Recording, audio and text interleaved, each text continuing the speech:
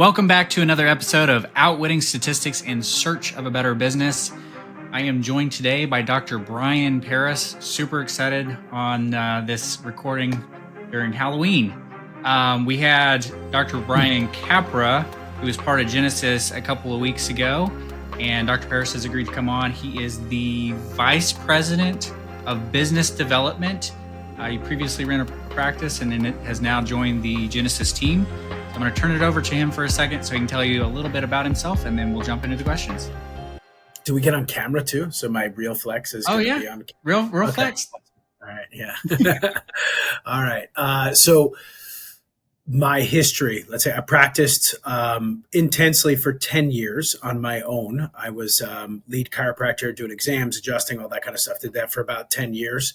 And then I pivoted after that and moved my practice to an integrated practice where I had chiropractic, physical therapy, acupuncture, regenerative medicine all under one roof, and really just was like the chief marketing officer, chief executive officer, running, keeping the team together in the glue.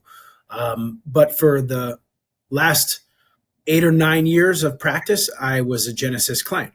So I got to learn a ton of things from them as far as how to run a business using metrics, statistics, learning the ins and outs of workflows, things like that. On the side of what I've been doing here and what I'm still doing is I represent a supplement called, through a company called Healthy Back Institute. So a line of supplements. I'm the face of the brand there. So y'all might see me on YouTube now that my name is mentioned and it's going through your feeds.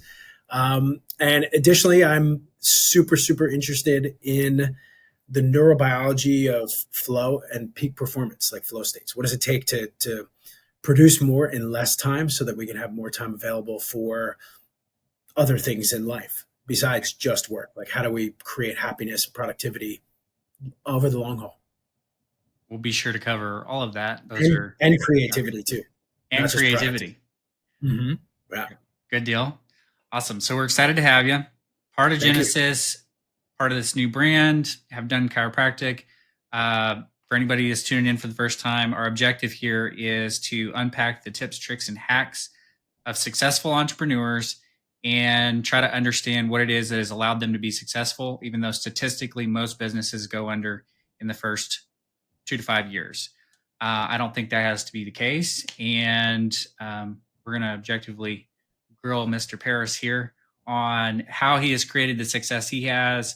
I'm sure he has some stories around things that he's seen not work and fail. That is a unique thing that we get to interview you guys on, because you work with a lot of other business owners and you get to see the metrics of those businesses. So you kind of have a feel for who's doing well, who's not, and you can help us kind of correlate some of those parts. So I know we have several chiropractors we brought on and interviewed, and several chiropractors that listen to us, I'm sure. So excited to do that. I usually start with, and I'm not sure why I started it this way, but I usually start with trying to get an understanding of whether you felt like you were always an entrepreneur. So kind of rewinding a little bit, tell us a little bit about you as a kid, and if you had those tendencies, or it's something you grew into, or how did this manifest in your life? Great question. First, I just want to make a correction. It's Dr. Paris, not Mr. Paris. Dr. Paris, sorry. I worked real hard for that one. It just sounds weird. Fair. Like, that's fair. I did not mean to snub you there. Yeah, no, it's all good. So I grew up in New Jersey, and I think roughly at about 10 years old, I started getting like a bug or an itch that said, like, go make money. And how do you work for money? And for me, it was like exchange time for money. And my canvas was shoveling driveways. So my friend and I took our shovels on the days that it snowed. It seemed to be snowing more then. And we shoveled driveways, and I learned how to ask for money. I learned how to handle rejection.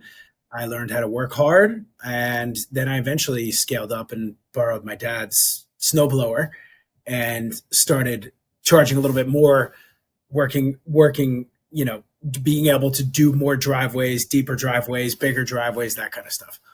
So that just went on like during the season. And then I've always just I've had that internal hustle, and really how I define entrepreneurialism is solving people's problems for money. So, and that encompasses everything. Like, how do you market yourself? How do you ask for money? Right. How do you handle all the little things in running, owning, operating a business?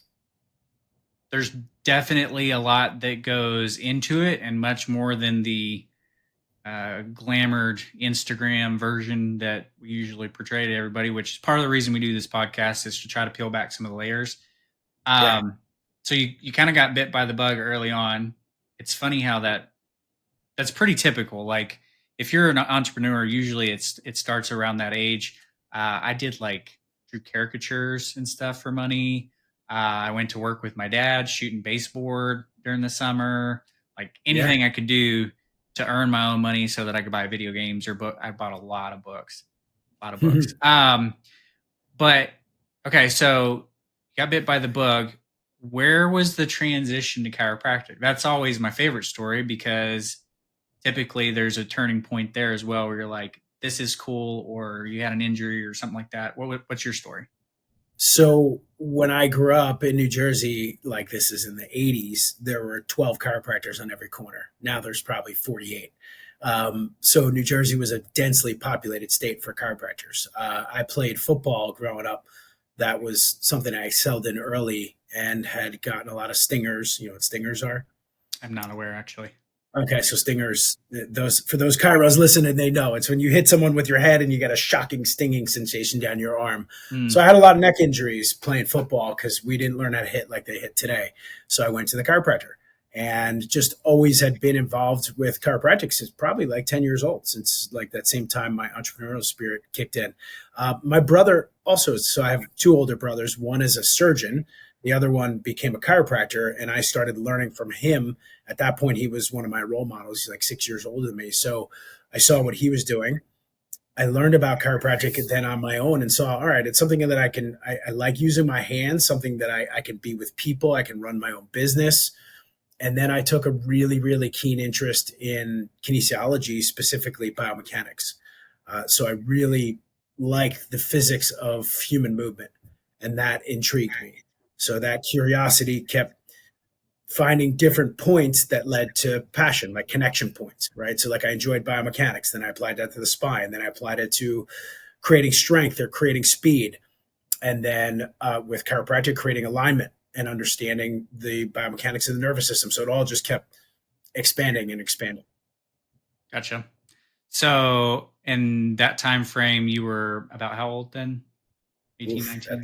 that fast. Well, I started at like 16 Oh, okay. and then finished chiropractic school. Went to college, finished chiropractic school at, my God, I don't remember how old I was, like 25, something like that.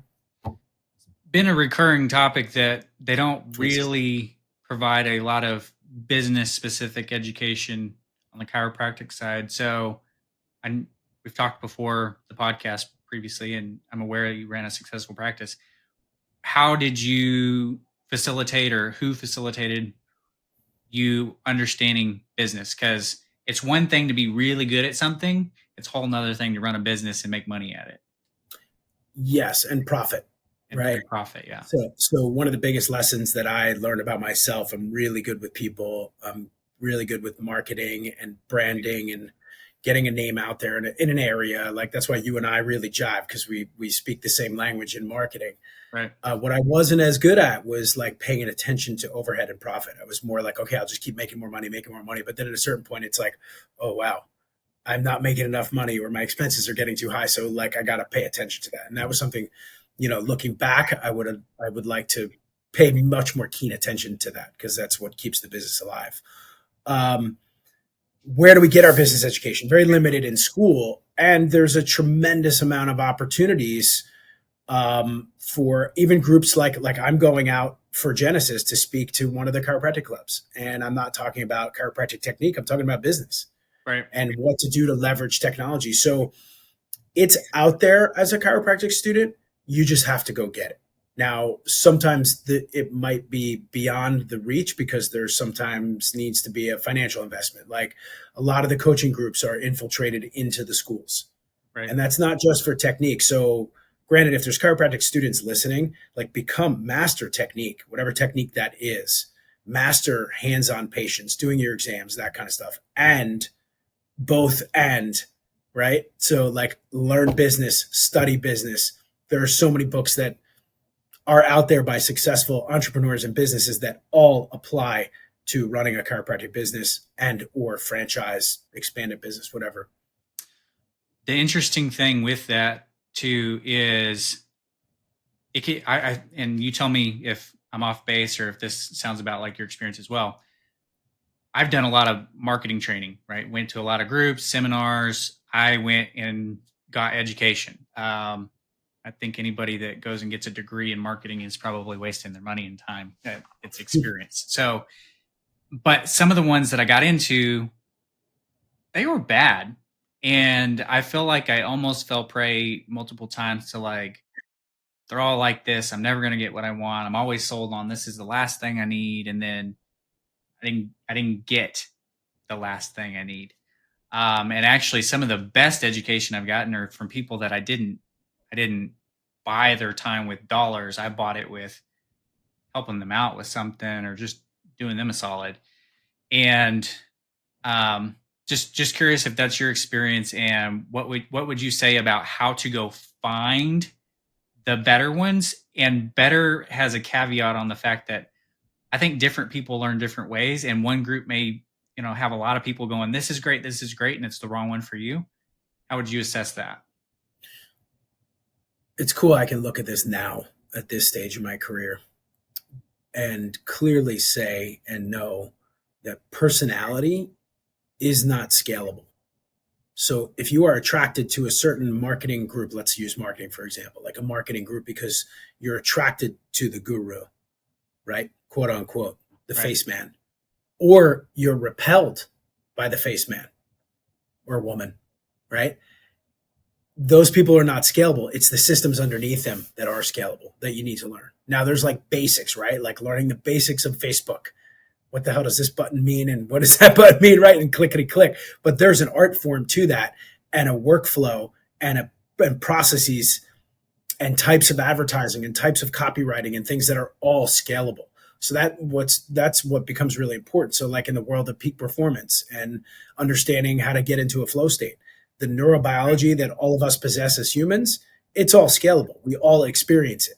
Like dopamine, like is a great hit that we get when we're doing something well, and it promotes us to do more of that, right? And regardless of the personality. So that's the same thing with a lot of the coaching groups in chiropractic. You have many of them are personality driven, and many of them also have phenomenal systems, workflows, and processes underneath them. And that's kind of what you have to pull aside a little bit if a personality doesn't work for you, or even if it does. I think using that as your litmus test. Like if I'm super attracted to this leader of the group, like, all right, let's take a step back for a second, feel into my own body and my own self, because as an entrepreneur, like it gets real lonely at the top. And if you don't know yourself and connect to yourself, it gets even lonelier.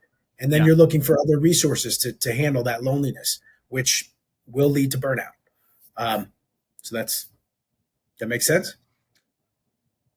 I think so. Let me dig into that a little bit more. So I feel like I had a tendency, especially in the beginning, that I gravitated towards the ones that told me the things I wanted to hear.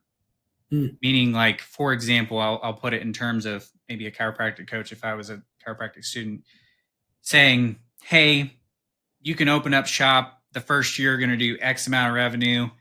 We have this system, and if you follow it to a T, you will almost have to do nothing. It's turnkey.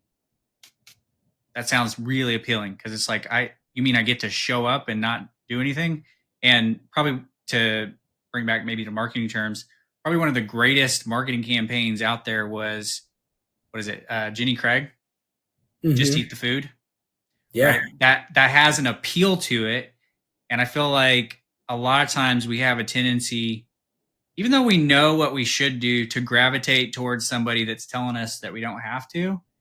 And for anybody listening on the marketing side, have a sense of caution around that, because if it doesn't have work, you're not having to put energy into it, there's probably something wrong there, right? Well, yeah, and I think you bring up a great point. I'm going to just call it like developing a bullshit detector, Yeah. right? So, like as a business owner and entrepreneur, you have to develop a bullshit detector because there's always people trying to steal your time, right? And you have to be able to sift through quickly, like who's talking bullshit, and or is there an opportunity for collaboration and growth and scaling? So I think sharpening that takes time. I don't think that's a born skill unless you're taught at an early age, but I think you have to really discern on both sides. Do you get hyper excited or hyper rejected? And Yeah. like, where's the middle line to the value of the material that they're offering? I think this may resonate with you. We recently had Ryan Warren come on here, and he talks about going and finding something hard to do. He's like, you Mm-hmm. pick whatever. His choice is like he trains with a professional boxer and does some other cool things like that. But basically, just training that muscle of being willing to embrace something that's hard, something that sucks a little bit. That Yeah. way, whenever you are posed with this kind of position of, should I go this direction? Do they actually have what I need? You can kind of lean into the fact that, no, I know what I need to do. I just need to go do the work. There's another word for that. Okay. It's called grit. Yep. Yeah.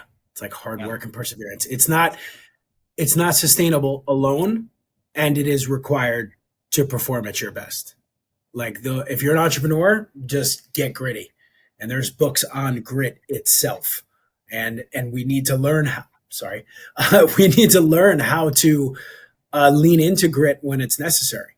Yeah. And also, I believe that we need to lean into understanding what it feels like to be burnt out, because those are some things I've experienced, cognitive burnout, physical burnout, all of those things. Additionally, I feel like, getting into a flow state is important for creativity, to get your group into flow, to get your team in the same message and everything aligned. It doesn't require a high level above your actual skill set. And what I mean is, like, science and research shows us that you only need about 4% above your skill level to trigger a flow state. So like I went mountain biking this past weekend, and I'm more than a beginner. I'm not advanced, right? I'm an intermediate mountain biker, but I like to push it. And I was pushing it this weekend, knowing that I have a cool bike that works well. So I'm like, all right, use the bike, don't use your body. And that was pushing a skill level, saying like, wow, I can ride over these routes and I don't need to put much effort in. So it allowed me to ride much longer. And I was in a flow state, I was in and out of flow state that whole ride. So that's something that really intrigues me in our levels of performance here. Does that make sense? 100%. And I also enjoy mountain biking, and we live in the mountain biking capital of the world. So if you ever down, let me know. Yes, yeah, I'm in. And it sounds like we're probably around the same skill level. Definitely not a beginner, but definitely not super advanced. There's some crazy guys around here. Oh, so good. You talked about burnout. Probably the business owner that goes under, they've probably reached close to that point or at that point. Help me understand, or help them understand, what does that look like? What does it feel like? And like, what do you do about it if you want to back out of that? Super important topic. Yeah. Because burnout, and I'm speaking from my own experience, and this is just my life and me, and hopefully what I impart to my people and my children, that burnout is not a badge of courage. Right. Like you don't win a prize for sleeping the least amount and waking up at 60 with a friggin' heart attack.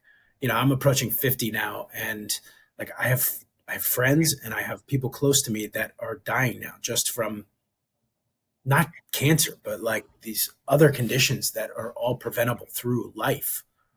So burnout it's emotional, physical, psychological. It takes a cognitive, it has a cognitive impact. It does have that physical impact, and has a spiritual impact.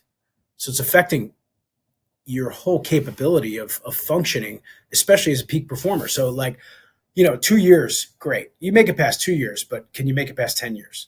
Right. Can you make it past 20 years? I made it to about 20 years in one specific business. I've had lots of other businesses in the meantime. And I've seen people in my industry who are in it for 30 or 40 years, and they laugh at me. They're like, you got burnt out after 20 years? And I'm like, yeah, I did. And that's my own doing, right? It's not like it's not a professional thing, but chiros don't last that long typically. It's a very physically daunting field. So for chiropractors listening, one, take care of your body significantly, get worked on consistently, make sure you're exercising in general is important for state of mind, physicality, cardiovascular health. All those things are important. Learning emotional regulation, and that's like something, maybe we're not ready for that in our 20s and early 30s, and as you start to hit like your mid to late 30s, and especially if you're running a business. So I started my business at 27. I was a child, having child and running a business, having children, and learning emotional regulation back then would have really helped, because I left a trail of destruction of employees behind me, and because I couldn't handle my own emotions and dealing with the stressors that were coming in. So look at the things that you're consistently avoiding. Like, are you avoiding looking at spreadsheets and reports? Which, a little plug with Genesis, we have awesome dashboards and reports always, to be able to help. That. I've seen yes, and to be able to help you manage your business more efficiently. And these things are consistently progressing in this software. It's not like, oh yeah, we made this software in 2004 and it's 2023. No, right. This, like, if you were to like really lift under the edge and look at the development team, it's insane what they're putting out, from user experience to how things look, to how things feel, to the functionality of the system itself.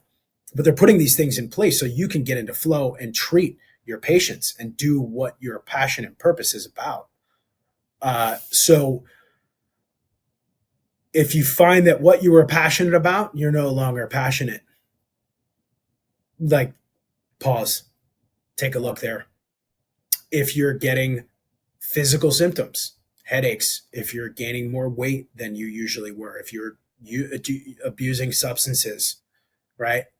Nicotine, alcohol, other drugs, or just feeding into addictions on an excessive amount, right? We all have those things, but those are, again, warning signs. Working with people who understand how to check in with your own body, I found, was the most important piece. And that was part of my own learning, my own journey, through more, I'll call it embodied cognition, understanding. And some of these words maybe might not make sense. And if you don't get them, we'll explain them. But like understanding the somatic mapping. I'm following. Okay, good. I'm so like he's throwing out some cool words, and I know what they mean. Cool. Right on. Awesome. So the somatic map in your body. So like when we have an emotion, right, a thought can lead to emotion. One, can we spread out that? I don't want to get into coaching this, but because we're talking about burnout. So let me get back. But like recognizing in your body, if you're having like consistent tightness in your chest, for me, that's where anxiety lives. Right. And I have to question, what am I anxious about? And for a period of time, in one of my phases of burnout, I almost was at a point where I was afraid. It was fear, not even anger or disdain or disgust, like afraid to drive into my office because I didn't know what was going to crash next. And I didn't have this is way before Genesis. Like I didn't have ways to operate systems. I just went off of grit and realized, like, over time, grit is not sustainable alone. It's a key component to peak performance and running a business over a long period of time. But there's so many other things to stack on top of it. So I want to get your take on this. I think there's a very fine balance to walk, because you're going to have grit if you're going to get through this hump of the statistic, right? And It's not like it ever goes away. You have to manage things continuously. But for the statistical 2 to 5 years that people go under, you're going to have grit. And yet, if you push too hard, again, I like what you said about it's not a badge of honor. Don't wear it like a badge of honor. Life is way too short to wrap it all up in this one thing and let it consume you. So don't do that. So finding that balance between, am I letting myself off the hook and not not giving it what it needs to versus I'm pushing it too hard and I'm not doing myself, my family, my friends a service of pushing as hard as I am. How would you say you can find that balance so that you're again not letting yourself off the hook, but also not going into an extreme that doesn't make sense? That's a great question. A couple things come up. One, embrace the suck. Just put that over your computer. Yeah. That's what the Navy SEALs say, right? And the Marines embrace the suck because you got to embrace the suck, especially in the first 2 to 5 years. You're doing everything from marketing to operations as a chiropractor, adjusting, doing your therapies, like sending out the bills. That's what you can leverage now, right? Like, hey, hire Genesis. We'll do that. And I'm shamelessly plugging, and I'm being dead serious because why not use these advantages when you're starting out in practice? Because it's hard enough to do everything else. Right. But here's the key, I believe: intrinsic motivation starts with curiosity. Right? Everything you're curious about fires off dopamine, and you want to go more into what you're curious about. But the next step to lead to passion is to find convergent points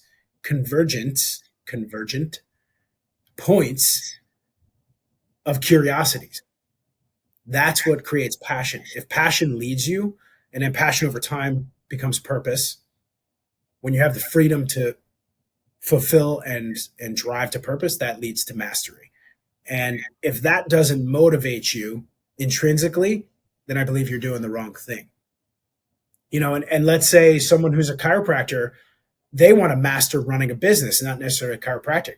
That's cool too. They're going to hire chiropractors, right? And be able to master running a profitable business or building a franchise.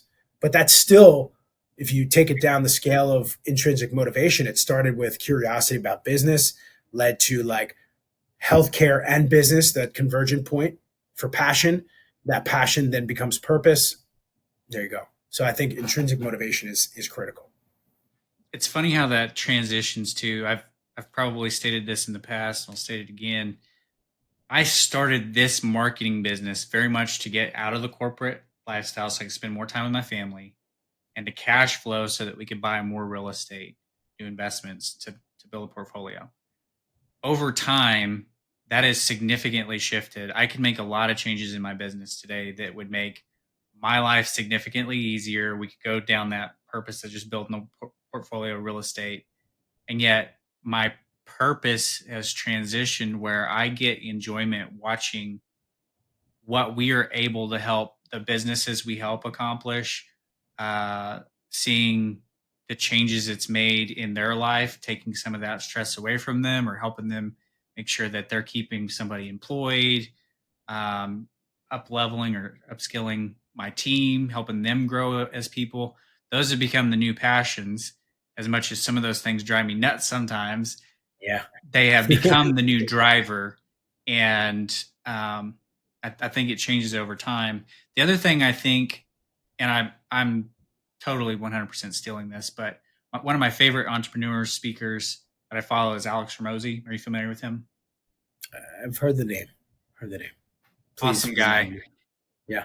I think he hit it on the head that you almost have to, like the things you learn to do that are going to get you through the 2 to 5 years, you're going to do a lot of unlearning those things where it requires you to jump in and get like deuce in the building, do try to learn some marketing, like trying to pick up all these things. When you get to a certain point, in order to make sure you don't get to that burnout or whatever, you start having to learn how to say no to doing certain things and handing those off and delegating those and building systems around it. Yeah. And it's funny because all the things that are going to, I think the way he illustrated it was quitting a business. You get rewarded. Yeah. You get rewarded for quitting. And then one of the initial things that I see with a lot of these starter entrepreneurs, and even myself, I had a problem with this, was jumping from one thing to the next, jumping from one shiny object to the next marketing company, the next software, the next tool or whatever, expecting that's the next big thing. You've got to lean out of the thing that was positive, the quitting of the job, to starting, and then you have to learn that grit to continue on through, pick a path, stick with it, stay with it, And Well, I mean, and that's also, like part of maturing as a business owner and entrepreneur is like you said, learning where to say no and delegate, and then getting to a point where it's your passion to empower other people to help with whatever the purpose of the business is. And if the business is beyond you as just an owner, that's something that more people will attach to for sure.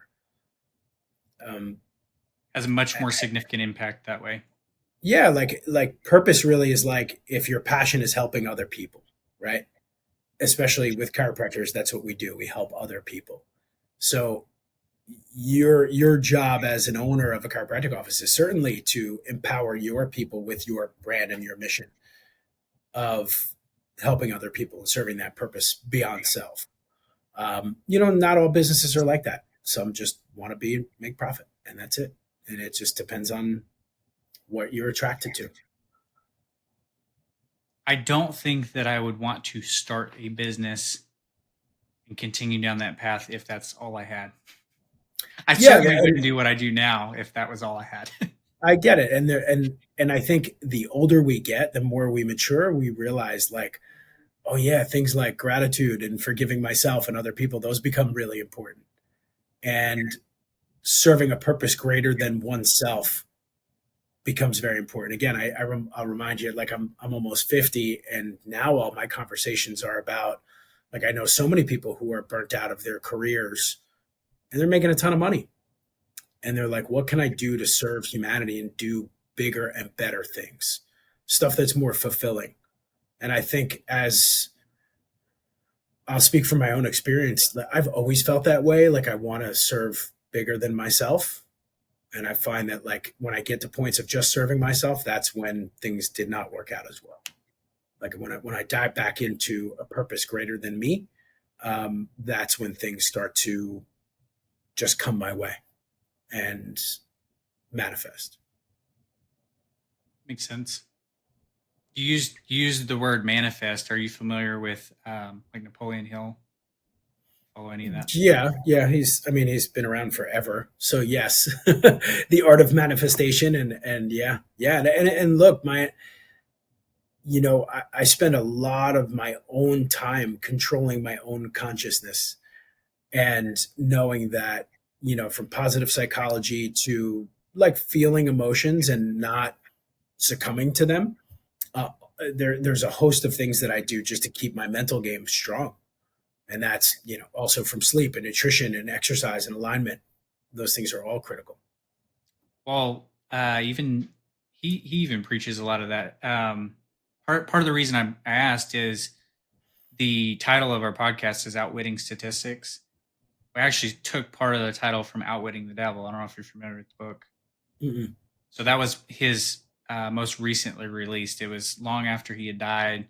The family Awesome. actually kept it away as a secret, and they didn't want to release it because the premise is that he is interviewing the devil, That's and cool. his wife was like, "We're not releasing that." So it came out 2009, 10, something like Okay. that. But he talks about the health and nutrition aspect, and part of the reason I bring it up, another thing that I see could contribute to the burnout or whatever, perception realistically determines your reality. And like you said, learning to control how you think and emotional regulation are all important. So even though the Napoleon Hill stuff, some people go like, oh, it's woo woo or whatever.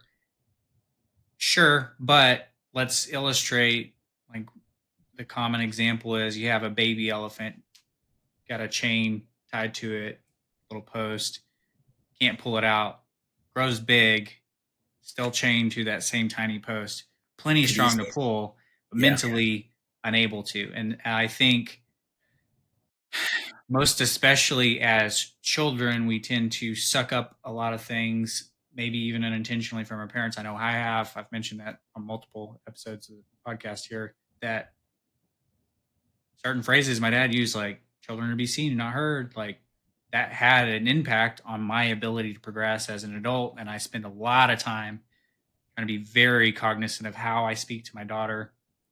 Um, in fact, I was having a little rant last night to my wife about somebody that was frustrating me, and I used the word "your stupid childish mind," and my daughter was behind me.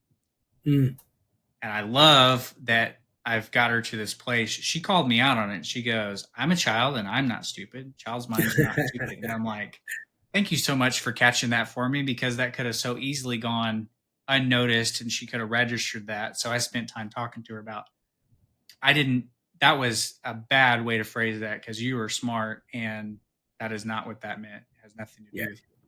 I'm curious if you have had any experiences like that yourself, or how you mentioned you have kids, how you've raised your kids. How long do we have to talk? No, I'm kidding. I'm kidding.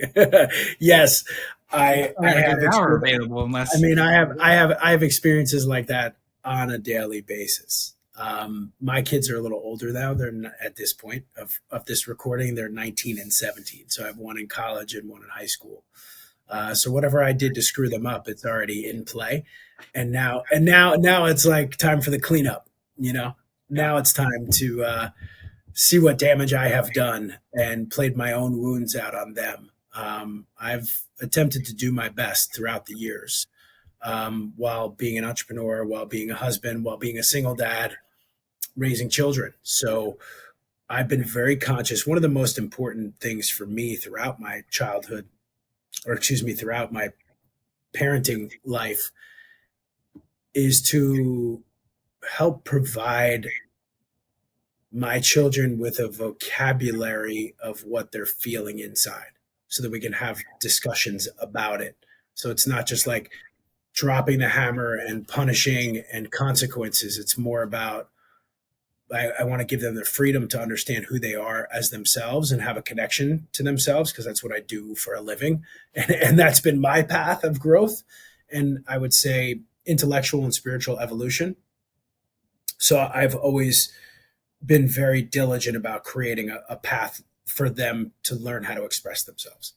And it's evident now, especially my older child. She's like extremely expressive, and not in like a off the wall sort of way. Like if she's feels like she's backed in a corner, she's like, "Hey, I don't feel good about this right now. Can we talk about it?" In the beginning, she was like screaming or crying, but she's learned how to harness it and turn it into communication, so that like she's becoming an adult, or and I would say an emotional adult, much quicker versus many people that I meet in my lifespan still to this point. No matter how old they are, if you don't address your childhood wounds and ways that you don't agree with how you were raised, then they exist and you become a child in a larger, hairier body, you know.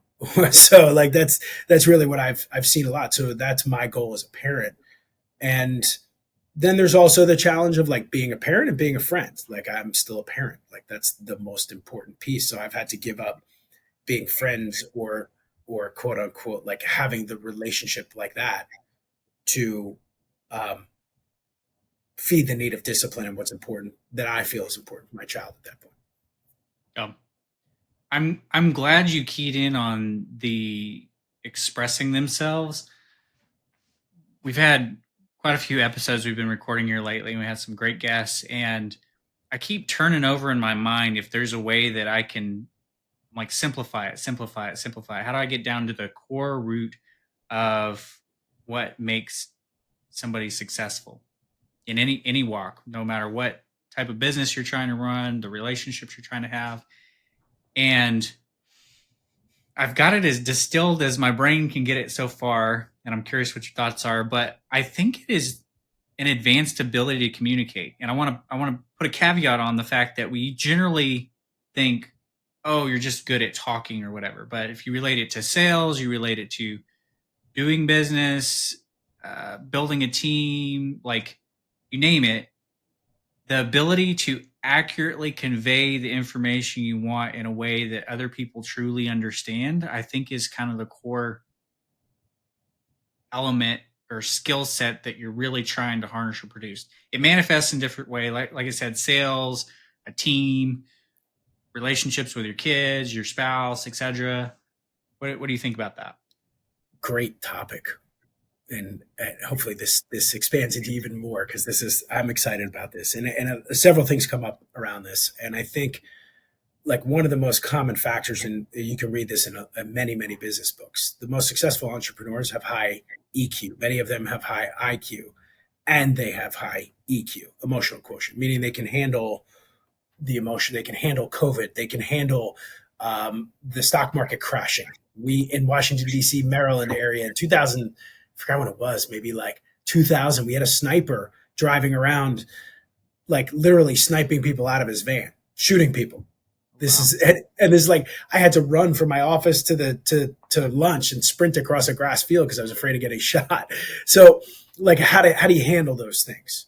But the key component, not just how do you convey a message, I think as a parent and as a leader, as a manager, how well do you listen? Mm. Yeah. In sales, you probably know this or have heard it, like whoever talks the most loses,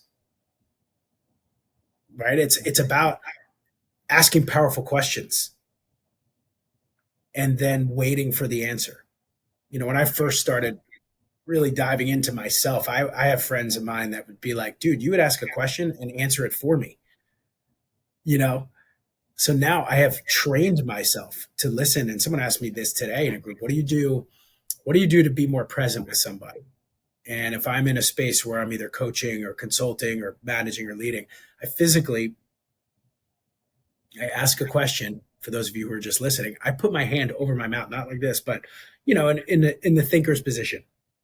Yeah. And I'm not talking. I'm listening. I'm leaning in. So it's that give and take. So I think my children have become better at expressing themselves because of my curiosity to listen and be truly empathic. Like, what are you feeling? Do I give a shit? Yeah, because you're my children. And this applies to romantic relationships as well. And same with work, right? It's not just about getting the product done, Right. right? Like in a chiropractic office, like seeing patients, creating a great experience. Like that's your common job. But like, I can't forget about being human first. Like the person at the front desk, they may have had a really shitty day or week or weekend. Like, so being a leader and being happy to be seen and being empathic and seeking to understand people versus trying to get them to understand you, that applies to every single area, from sales to marketing to especially marketing. I mean, if you're just touting yourself, no one gives a shit. Right. People want to buy the sizzle, they don't want to buy the steak, right? So they want to know, like, what's in it for me? What is my song? Right. And that's how we market successfully, because we're putting ourselves truly empathically in the shoes of somebody else. So those are I hope that answers what we just said. I think it just opened another whole level of a conversation, but It did. My brain is like, aha, there is more to distill. I love it. It's like we got down to this little cell and then we broke it apart and it's going further. So it is communication, but it's not just our ability to convey it. It's also our ability to understand the other person and create a resonance where we align. That a better exactly. way to put it? Is it closer? That's great. I love that term, resonance. And I'm going to take it a step further, bro. Okay. Ready? I just Yeah. broed you. Safety, trust. Yeah. All right. So if you talk to, and this is not intended to be any bit of sexist or anything, typically female human species, they're less dense, they're smaller than men. That's just a fact for the most part. Right. Most women have a deeper level of fear or lack of safety in general. You come into a chiropractic office, and if you don't pay attention to someone's level of comfort and trust and safety, and then you try and lay hands on them, that is not resonance. That's dissonance, cognitive physical dissonance. So there's a complete science of safety. We have underlying mechanisms like a sixth sense. This is something I told my daughter from day one, as soon as she started like being human in the world. It was like, if a dude makes you feel creepy, and sorry, I'm not intending for this to be sexy, but dudes can tend to be creepy.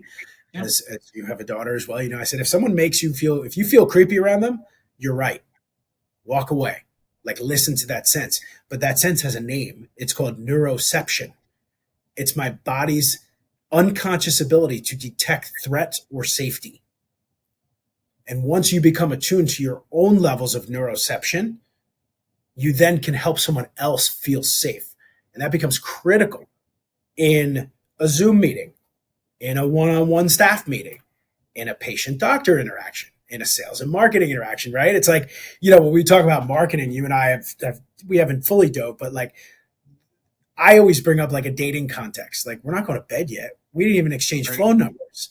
Let alone, right? So like you can't try and sell like the full package just from your first interaction. Like you got to get a phone number first, then you got to have conversations, and then you go on a couple of dates, right? It's like it's a process. But that all boils down as we keep pulling these threads apart. Communication hinges on safety. And a lot of times people fill the air with noise because they don't feel safe in their own bodies. They're not connected to themselves. This is why, like every one of my meetings, and it gets a little creepy to some people. I'm sorry, not creepy, woo woo. I hope it doesn't come off creepy. If it does, I'm going to ask them, but I typically don't come off as creepy. But like I ask people to ground and breathe with me. Like make sure you're safe and comfortable in your own body before we get going. That's the way I roll. Maybe that doesn't work in every environment, but that's me. I'm sure there are some people that have hangups, but it probably has honestly less to do with you and more to do with some kind of past experience they've had. I love that you brought it back down to trust because, man, I struggled so hard in the first several years of business because I didn't know anything about sales. I strolled into my business expecting, all right, if I get really, really good at what I do, they'll just come. And I think that's how a lot of people approach business. Like, if I'm just really good at this, they'll just come. And it's like, that's not quite how that works. So whenever I started diving into sales, I spent way too much money probably on seminars and trainings and through Grant Cardone and Jordan Belfort's courses and like all the big ones, anyone you can think of. And I struggled and struggled and struggled and could not wrap my brain around what I was doing wrong. I would say their words. I would try to structure it like all their tips, tricks, and hacks.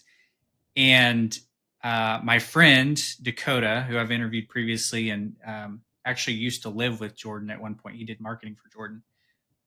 He gave me the one key that opened it up, and it ties to what you said.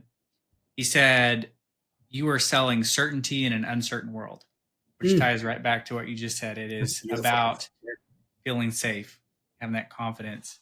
That's what immediately unlocked our ability to get in front of the right people and help more people.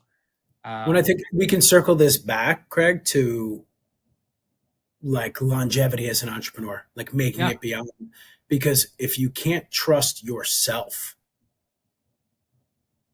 there's no way you trust other people and processes. Like that's number one to focus on.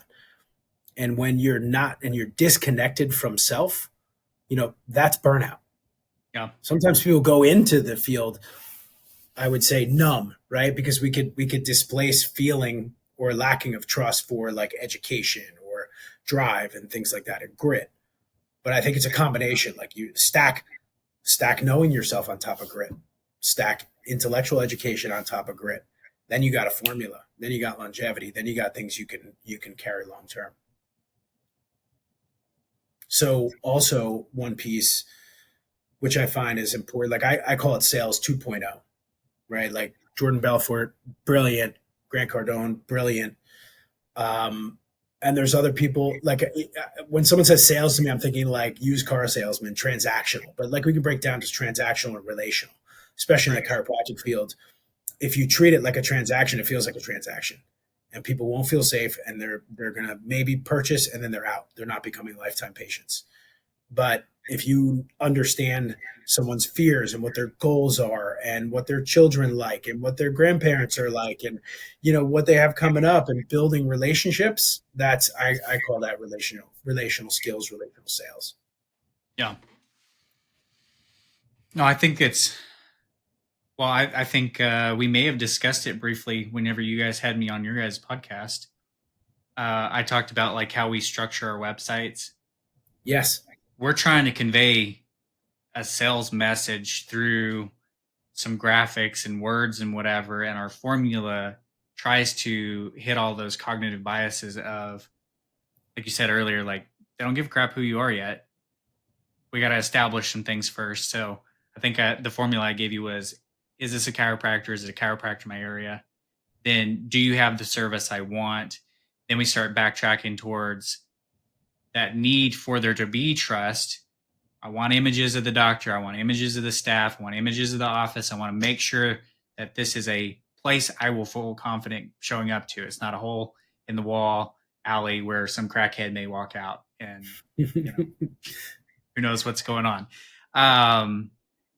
Any associations and awards, like we're building that trust and confidence, most especially with chiropractic, because it's such an intimate setting. It's not so transactional as a car salesman. You're about to let somebody come touch your body. So you have to lean into that hard and understand there's a process. You're walking someone towards having that trust. It's not, I have this thing, so come on in, jump right over everything else. Or to take it back to your reference about like dating or whatever, like we just met, like maybe buy me a drink first kind of thing, Yeah. Okay. So if communication and that trust or feeling of safety is one of the core elements, you guys work with a lot of businesses. Where do you see the biggest stumbling blocks with the people you've interacted with? Or you've mentioned you have friends that have been burnt out or maybe went under business. I don't know if you said that or not. Don't let me put words in your mouth. You run the gamut. Run the gamut. I've experienced it, or I know people who have experienced it. Know people, and whether you've seen commonalities about like what they've done incorrectly. They've got themselves to burnout. They didn't have the grit. Like, where are the biggest stumbling blocks, you think? Ego. Now that's a topic all of its own. Yeah, business, like pull ego out. Can you get out of your own way? Yeah. And ask for help. And that's including maybe someone who's smarter than you or not, or in different ways. Like, can you ask your team for help? Like being able to look at yourself. And then what I mean by ego is like, put it aside. Can I step outside and see where my behaviors are not resulting in effective business or effective relationships? Like all of those things become critical in letting go of what you think is running the show. Like I spent the first 10 years of my practice building like an ego-driven practice. It was all about me. And for lots of different experiences, awakenings, life, it started to become about, it was about the patient, but just it was ego, it was more about like, how could I feel better? And that led me to burnout too, because I didn't know how to protect myself. So then it became about the patients and about the product, the service, and the people that were delivering that. And it wasn't me. It's like, how do I take care of them? But for people who don't make it, like there's some basics, right? Like there's some basics. And there's things like outsourcing your billing to a company like Genesis, which, I'll put us up against anybody. So I'm going to say, go with Genesis, use the software, learn how to get the business elements into your brain if you're going to run, especially a chiropractic practice. And in any other field, like for your field, learn how to use Go High Level, because if you don't, you're done, right? So like those are important technical pieces, like master the technical component before even stepping foot into the business, unless you have seed money and you can pay someone to be the technical component. Like some people may come into this like saying, hey, I want to run chiropractic businesses, but I'm not a chiropractor. So I got to hire chiropractors, right? Or I got to hire marketers because I want to run a marketing business. So I got to have a Facebook expert, Instagram expert, YouTube expert, video editing, videographer, all that stuff. So getting yourself out of the way and then strengthen your strengths and hire for weaknesses I or feel like, outsource weaknesses. yeah, I feel like in some ways, hopefully this resonates with some people. This is my experience. I'm not the best at anything, like any particular thing. I wasn't born with like a skill set that I'm like, oh yeah, I was like so good at football or basketball or whatever. But I'm really good at learning and getting pretty stinking good at all of it. And that has been something that has helped propel my business forward and has also been um, a restraint because of ego. I had to get out of my own way of saying, well, probably can't find somebody who can do it as good as me, and placing somebody, and instead taking a tact or approach of how do I find someone that's not as good as me? I don't want somebody as good as me. I want someone that's smarter than me. Yeah. And that's where it's ego, because it's like, no, I want someone who's smarter than me. And I feel like to a certain degree, some of the people that, like, you may look around. I've had this moment where I looked around and I'm frustrated. I'm like, how the frick is that guy so much further ahead than me, or Mm, girl, whatever? How are they ahead of me? They're not smarter than me. They don't have the same skill sets I do. I'm just like terribly frustrated about it. And then I realize, oh, they have like 2 decades on me on needing to learn how to recruit other people to do yeah. things. Yeah. I started learning that skill set a few years ago. They started when they were younger because they did not have the proclivity towards some of the things that have helped me in the beginning. Now have maybe become a restraint now. Does that resonate? Does that make Yeah. sense? Completely. Yeah. Yeah. Yeah. Yeah. And it's really that skill set of learning. I think we could still break it down to like emotional intelligence, like realizing when I'm the smartest person in the room, I got to find a new room Yeah. or be smart enough to put more smart people in the room, right? Like, especially in areas that you're not your best. And I mentioned this earlier, like strengthen your strengths and outsource your weaknesses. Like you're going to get to where you want to go much faster by focusing on what you're good at and then finding resources to help you backfill the things that you're bad at. Yeah. Because we can't all be good at everything that's involved with the business. There's way too much, but we're going to be good at a couple of them. So focus on those. Right. Whenever it comes to hiring or acquiring those people, what would you say is the biggest skill set or resource or way to approach that? That's been a big one for the last couple of years for me. I'm curious how you approach if you're going to build a team or find those people to take care of those areas that are weaker for you. Yeah. And I think, well, we'll talk about two different things because at a higher level, the things that I might be weaker at, I want to hire like a high level person there. So that's more of an outsourced type thing. Like I suck at bookkeeping, right? But I wanted to find someone who was good at bookkeeping and can also help me look at the reports that are coming through expense, P&Ls, accounts payable, that kind of stuff, accounts receivable. And that's part of billing software as well, accounts receivable. So having that in place, I look at like a company like Genesis as a very smart way to outsource. You have 20 years of billing experience and mistakes put into artificial intelligence into a system that does it for you. Now, when working with hiring team members and things like that, because there's lots of different levels. Like you could hire a medical doctor, you're hiring a chiropractor, you're hiring a nurse, you're hiring a front desk administrator, you're hiring a marketer, you're hiring a chiropractic assistant. And I'm speaking in terms of chiropractic business because that's where my experience was. And I learned this even within the last couple of years after I'm out of my own business was having hiring practices. Like those are really important. Using a software like Hirology, which allows you to consistently have ads out for hiring, and then using research backed or things that are valid to determine the types of personalities that you want in the right positions. let's say if you're looking for a chiropractic associate, um, I learned from my friends over at Chiro Matchmakers that they're looking at three different types of chiropractors: um, clinicians, or caregivers, business builders, or entrepreneurs.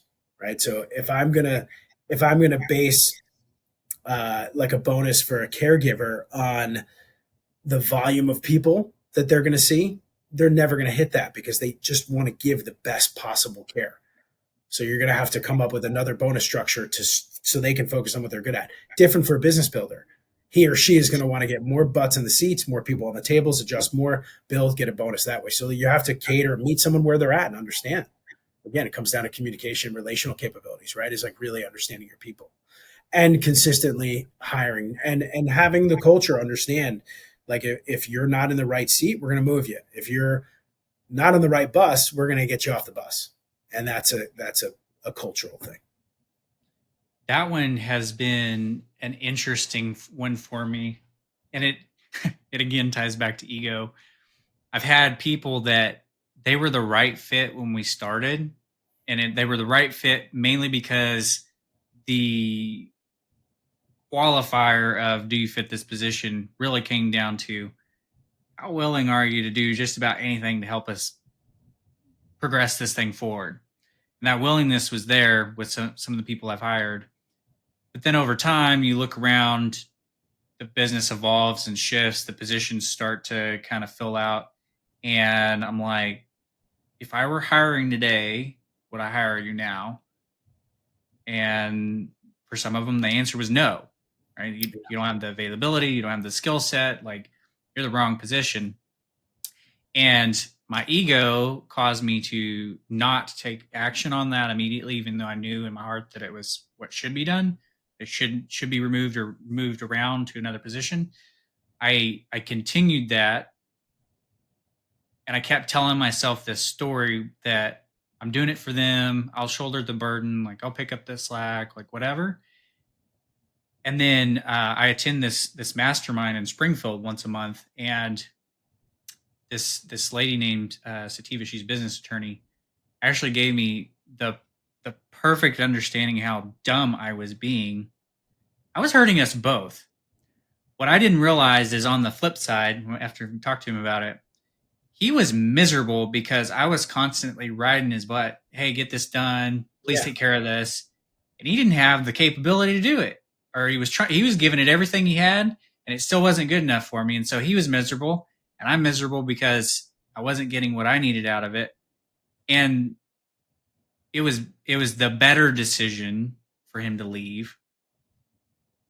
And so be cognizant of that if you're experiencing like learning, team building, and whatever, that it's actually nicer to go ahead and take that action as soon as possible. You don't know what they're experiencing on the other end, and it may cause a discomfort for the time being or for in the moment, but that then frees them to go on and do something they are more suited towards, so that they can grow, be better, play to their skill set. Well, I think that leads me to think of probably the best business book I've read in the last couple of years, which is Traction. And using the right business tools so that you can, for instance, like have effective meetings, like death by meeting. There's nothing more boring, or like when you're sitting in a meeting and you're not involved, you're not productive. Like, what am I doing here? I want to create, I've got things I got to do. So that, and even there are things that Genesis has created called single point management. So as a chiropractor, if you're using our system, the artificial intelligence that's baked in there basically boils everything down to one number at the end of the day, meaning it'll find the work for the specific person that it's assigned to, and then give you a number, whether it's done or not. So as a manager, you can say, all right, you got 27 tasks at the end of the day. Did I not train you well? Are you in the wrong seat? Or should you not be on the bus at all? So it really gives you the tool. That's one example of a smart business tool. Reading the book Traction, tons of smart business tools to put into place when it comes to things like hiring and managing. I don't know if that was a pivot. Did I just pivot you? No, not at all. I love having tools at my disposal like that. I've same line of thinking, but I'm actually leveraging people to do it. We're working on building an incentive program within our company that actually helps everybody bring to my awareness if there is that person that is in the wrong seat. Um, That's cool. that way, I don't let myself have that ego. I'm not holding on to that person for some reason or another, or maybe not giving them a fair shake. The system allows us to kind of have a peer graded situation so that I can measure how they're doing. So again, creating a tool for myself by which that I can make educated decisions. Uh, the reason I went into marketing when I left my job with Walmart after a decade doing their mainframes was the analytics and numbers. That's really what I'm good at. That's how this all got started. So anytime I can create some way that I can have KPIs by which to measure things, I don't know when I heard this. I think I was probably about 10, but what gets measured gets managed. What gets Yeah. measured gets managed. Everything we build into our marketing, you'll hear me relentlessly talk about how we set up tracking. I don't want to run a single ad for you. I don't want to do a single campaign until I understand where we're at. Until you understand where you're at, you may know where you want to go, but until you know where you're at, you can't navigate your way there. Yeah. And I love analytics and tools by which to guide. And that's why, we got connected, right? We Yeah. reached out because we wanted to build better reporting tools to allow the chiropractors we work with to be able to truly understand where their leads are coming from, where they're maybe losing them, how they feed into your system so that we're not making more work for them. We want them to have leverage, right? Maximum leverage so that they can spend more time doing what they're good at, what they love doing, taking care of people, and less time with the back end stuff It's trying to like dig through. that same concept we talked about earlier is like letting the mountain bike do the work. The way they make mountain bikes now, Yeah. like they can do a lot of the work for you. It's like let the system like Genesis or the marketing systems do the work for you. Yeah. Like don't go searching for KPIs. Use a system that will bring KPIs to you Yeah. and that have dashboards that you can actually look at and understand. It's more of my shameless plugs of Genesis. Keep them coming all Right. day, every day. All right, We'll be here all day good. till Tuesday. No, I genuinely think that's why we got connected is because we both believe in that mission and trying to empower the doctors with the right tools so that they can be successful, so that they don't reach that point of burnout because they're pulling their hair out going, I don't know if this marketing's working or my billing is being taken care of or like whatever it may be. Trying to give them the tools they need to succeed. We have come up at the top of the hour. I do want to be respectful of your time. I very much appreciate you coming on here. Usually towards the end here, I'll do a quick rapid fire. You mentioned Traction. That's a great book. Do you have any other books, resources, podcasts that you would, Genesis, of course, your podcast. That you'd like to throw out there, and then any last thoughts before we hop off here? Let's see. Anything by Robert Cialdini, Persuasion, Influence. Of course, the classic Dale Carnegie, How to Win Friends and Influence People. Let's see some of the business. I love Stephen Kotler as an author in Peak Performance and Flow States. So like Art of Impossible, Rise of Superman, Stealing Fire. Let's see. I'm not familiar with him. I'll have to check those out. He's awesome as far as like being a leader in neuroscience of flow. He's the guy to go to. Modern day. Let's see what other business books. I love listening to people. I've loved Tony Robbins over the years and his experiences.